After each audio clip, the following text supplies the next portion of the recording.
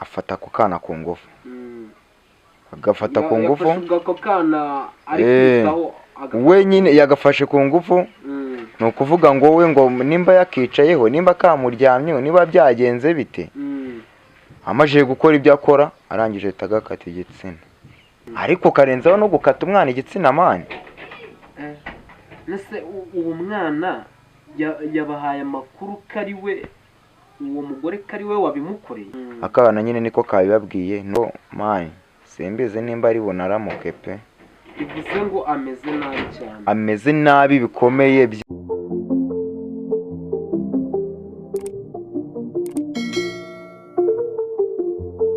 Agusubuje wowe uduteze amatwi cyangwa se udukurikiranye hano ku Karabyo TV, mubwira ngo amahoro y'Imana abane nawe aho uri hose mu bice bigiye bitandukanye. Ntabwo ndi jyenyine, reka twakire umusore turi kumwe nawe abashe kubaha icyo adufitiye. Umeze ute musore? Ameze neza kandi murakoze cyane. Ibintu twaje kumva mu mihanda nawe uravuga ati wari uhibereye, byagenze gute? Ntagaruka haba gusa, ahubwo njyewe uwo mwana ni mubyara wanjye. Ni mubyara wanjye. Ni ukuvuga ngo hari umugore yari akuzemo, yari afite nk'imyaka nka 50, ariko nyine yari afite n'ubwandu. Ubwandu agakoko gatera sida. Noneho uwo mugore navuga ko ari umukecuru kuko yari akuze. Uwo mukecuru nta mugabo yari afite. Noneho ugereranyije yari afite nk'imyaka ingahe? Yari afite nk'imyaka nka 60. Bivuze ngo urumva ko oya 60, 50 n'indi gutyo. Kuko nyine ku maso iyo umubonye ubona ko ari umuntu ukuze nyine pe, ukuze. Ni ukuvuga ngo yaje iwabo w'ako kana nyine, ako kana nakubwiye, yajeyo baramwakira, bamuha n'akazi ko gukora mu rugo, kubera ko nyine uwo mukecuru we nta mugabo yari afite, nimba baba barabuze urushako, niba biba byaragenze yinjiye muri urwo rugo we ari gushaka akazi. Ahageze baramwakira, bamuha akazi ko mu rugo. Aravuga ati uri umuntu mukuru, uri umubyeyi, nta kintu cyakunanira mu rugo, wowe wibereye hano nk'umwana mu rugo, icyo ushaka tuzajya tuguha. Kuko nyine nk'umuntu ukuze baba baravuze ati nawe ari mu rugero rw'ababyeyi bacu, angana nabo tugomba kujya tubaha abantu bakuze. Umugore bamwakira gutyo muri urwo rugo. Ako kana kari gafite imyaka 10, gafite 10 hafi 12 gutyo, 12. Noneho nk'ibisanzwe nyine kubera ko babyukaga bigira mu kazi, nta bintu bikaze bari bamaranye n'igihe bamaje kumenyerana. Uwo mukecuru yarahamaze nk'amezi agera muri 3, bari bamaje kumenyerana ku buryo nyine bari baramaje no kumwizera, nta n'ikintu pe barya ngo bamwime. Ubwo rero baje nimugoroba, bagiye ejo mu gitondo, baje kujya mu kazi nyine nk'uko bisanzwe. Bagiye mu kazi basigaho ngaho umwana n'uwo mukecuru bari kumwe. Nyine bagiye mu nk'ibisanzwe, ubwo atuze kwita ku mupeti cyangwa se iki nk'ibisanzwe nyine. Hanyuma se byaje kugenda gute? Ni ukuvuga ngo uburyo byagiye, bagumye aho ngaho nyine. Umukecuru wamaje kubona ko ababyeyi b'umwana bagiye, niba ari amadayimoni yamuteye, njye sinibwira ko biriya bintu bishobora kuba byaje gusa ari gusa, bifite n'ikindi kintu kibyishemo inyuma. Kuko uburyo uwo mukecuru yagaragaraga nk'umuntu witonda, yari umuntu nyine ubona yuko atapfa gukora ikosa, atapfa gukora ikintu kibi. Bari bari aho ngaho, arangije afata ku kana ku ngufu, agafata ku ngufu we nyine yagafashe ku ngufu. Ni ukuvuga ngo we ngo nimba yakicayeho, nimba kamuryamyeho, niba byagenze bite, amajije gukora ibyo akora arangije ahita agakata igitsina. Tukimara kubyumva twese tuvuga ati mana yanjye koko, ko numva bibabaje cyane. uyu mukecuru ni muzima. Uyu mukecuru umwuzukuru wawe ukamukata umaze no kumuhohotera. wumve ngo natwe ubu ngubu n'ubu ntabwo turiyakira. ni ukuvuga ngo turacyarimo kwibaza se koko biriya bintu yabikoze niwe yabikoze yari muzima. mani ngiye sinumva yuko yari muzima afite n'ibyamuteye pe, kuko wenda reka tuvuge ko ashobora no kumufata ku ngufu wenda bikarangirira, ariko karenzaho no gukata umwana igitsina mani. nese uwo mwana yabahaye amakuru ko ari we, uwo mugore ko ari we wabimukoreye? uwo mwana ni ukuvuga ngo we yabaye akimara kumukata yahise asohoka nyine ava amaraso. abaturanyi nibo bamubonye uwo mwana arimo kuva amaraso.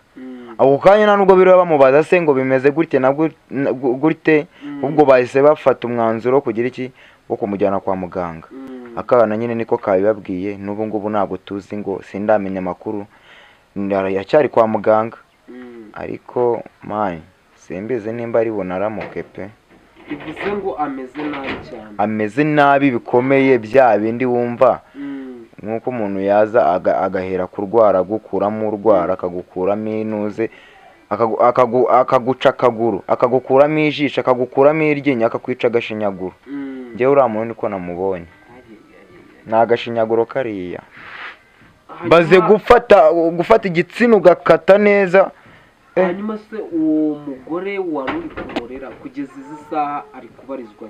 uwo mugore kugeza izi saha ari mu mategeko. baje kumufata? bahise bamufata bamushyikiriza ubuyobozi. ubu nibo barimo kubikurikirana. ariko urumva ko icyo ntabwo ari icyaha kibabarirwa. leta noneho ku muntu nk'uwo ukuze, ku muntu nk'uwo niba ataranabyaye, ariko mu bigaragara ntabwo wakora ibyo bintu warabyaye pe, kuko aho hantu yahabaga nta mwana afite, nta kiwe nyine yababwiraga yuko atigeze ashaka na rimwe, nta n'umwana afite. aho kongeye ntabwo numva ari ubwandu, ntabwo aribwo bwaba bwaratumye adashaka, kuko yashaka abo bahuje. ahubwo hari ibindi biba bigenza umuntu. bivuze ngo disi n'ako kana ubu yanakanduje. none se nubyumva yakanduje, nuse kuba yanamukase kumukata byo byonyine gusa, nubwo baba nta kintu bakoze, yaba afite ibindi agamije. ese ababyeyi b'uwo mwana ababyeyi b'uwo mwana rero nta nubwo ndi gushaka kubivugaho. nyina w'uwo mwana we nawe ni indembe.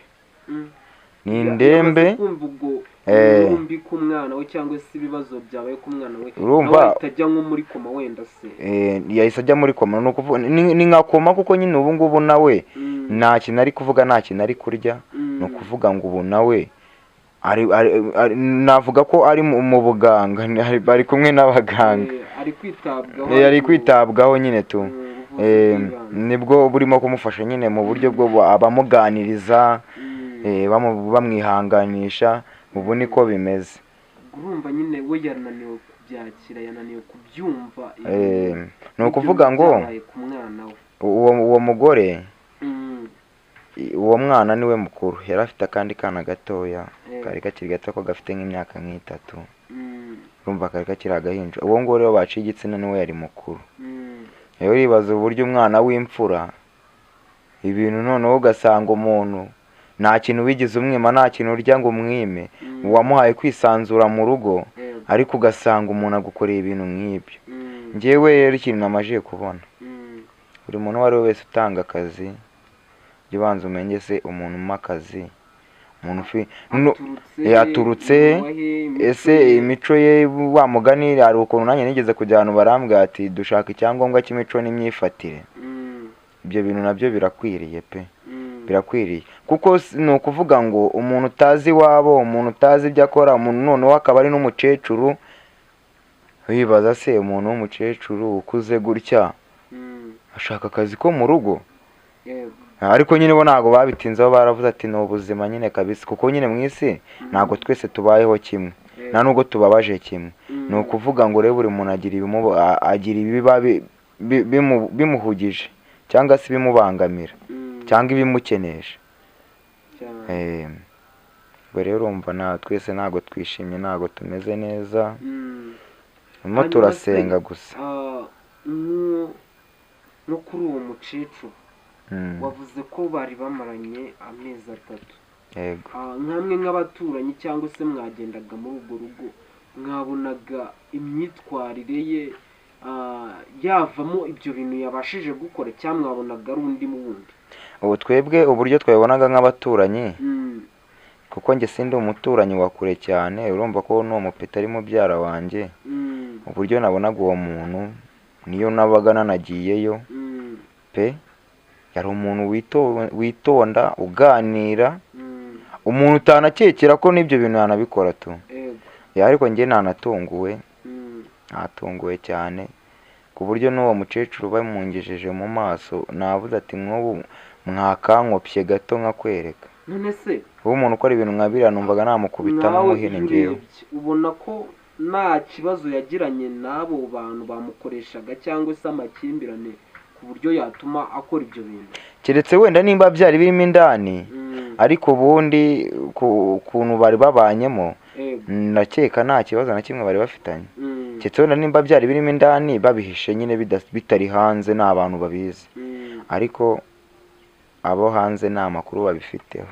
Kuko hari igihe usanga ngira umuntu umukoresha, ugasanga umukoresha nabi cyangwa se ntabwo umwishyurira ku gihe, ugasanga nyine mugiranye ibibazo, we ukabizinzika, noneho nyine akaba yagukorera nk'ubwo bugome, ari gushaka nko kwihorera cyangwa se kugutera agahinda bitewe n'uko nawe uba wamubabaje. Ni muri ubwo buryo tuba dushaka kumenya niba ari ibyo byabiteye, niba nyine yari yaramwambuye, yaramurimo iki, utuntu nk'utwo. Ibyo nyine bibaho, ariko njye nzi ko nta kibazo na kimwe bari bafitanye.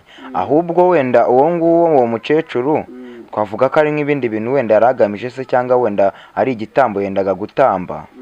Njye niko mbibona, mbona wenda ari ukuvuga ngo ni imigenzo yendaga gukorera kuri uwo mwana. None se iyo urebye uwo mukecuru wabonaga nyine ari umuntu ujya muri bya bintu bya nyabingi? Umuntu si inyama n'amagufwa mani, umuntu ni ikimwishemo. Ejo cyangwa ejo bundi ushobora guhinduka.